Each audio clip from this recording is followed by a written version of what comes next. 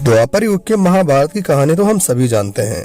एक ऐसा युद्ध जिसमें द्वापर युग के सभी महान योद्धाओं ने प्रतिभाग किया। एक ऐसा युद्ध जिसमें श्री नारायण द्वारा कर्म ज्ञान रणभूमि में दिया गया। एक ऐसा युद्ध जिसमें दोनों ही सेनाओं में परम पराक्रमी सूरवीर और महान योद्धा थे। साथ ही साथ एक ऐसा युद्ध जिसमें लड़ने वाली दोनों ही सेनाएं एक ही वंश की थी। महाभारत के योद्धाओं के बारे में हम सभी जानते हैं और महाभारत के युद्ध एवं उससे पहले की सभी कथाओं से हम पूर्णतया अवगत हैं। आइए आज जानते हैं कैसे यदुवंशियों का विनाश हुआ और कहां पांडवों ने अपने अस्त्र छुपाए थे। आप चैनल पर नए हैं तो चैनल को सब्सक्राइब करके बेल आइकन जरूर प्रेस कर देना, जिससे आपको नई वीडियो मिलती रहे। ये बात है उस समय की जब महाभारत के युद्ध को समाप्त हुए पूरे 36 वर्ष बीत चुके थे। आज बात करते हैं आज से लगभग 5100 साल पहले, जब उस विनाश का आगमन हो रहा था, जिसका श्राप भगवान श्री कृष्ण को माता गांधारी ने कौरव कुल समाप्त होने पर दिया था, जिसके फलस्वरूप भगवान श्री कृष्ण की द्वारिका नगरी डूबने वाली थी। द्वारिका नगरी में पाप इतना अधिक बढ़ गया था कि हर रोज आंधी तूफान उस नगरी को घेरे रहता था। श्री कृष्ण की आज्ञा से सभी नगरवासी द्वारिका महल से दूर समुद्र के पास आकर रहने लगे थे।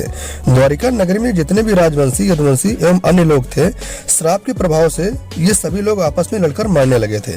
अंधक वंशियों द्वारा श्री कृष्ण के पुत्र सात्विक एवं एक अन्य पुत्र की हत्या कर दी गई, जिससे क्रोधित होकर श्री कृष्ण ने एक घास का छोटा सा तिनका अपने हाथ में ले लिया।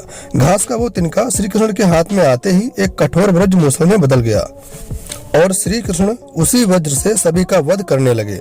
ऐसा इसलिए हुआ क्योंकि ऋषि मुनियों ने शाम को मूसल द्वारा ही उसके वंश का विनाश होने का श्राप दिया था। मूसल के एक ही प्रहार से प्राण निकल जाते थे और इस प्रकार संपूर्ण यदुवंश का विनाश हो गया। लेकिन आज भी लोग इस महान ग्रंथ के कई हिस्सों से अनजान हैं।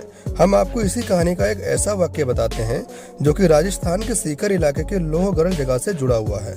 यह स्थान झुंझुनू जिले से 70 किलोमीटर दूर आड़ावल पर्वत की घाटी में बसे उदयपुर वाटी कस्बे से करीब 10 किलोमीटर की दूरी पर स्थित है। यह स्थान अपनी एक खास वजह के लिए प्रसिद्ध है। दरअसल मान्यता है कि पांडवों ने युद्ध के बाद यहाँ के सूर्य कुंड में अपने सारे हथियार गलाए थे। लोहागढ़ का शाब्दिक अर्थ भी निकलता है कि वह स्थान जहाँ लोहा गल जाए। पुराणों में भी इस स्थान का जिक्र मिलता है।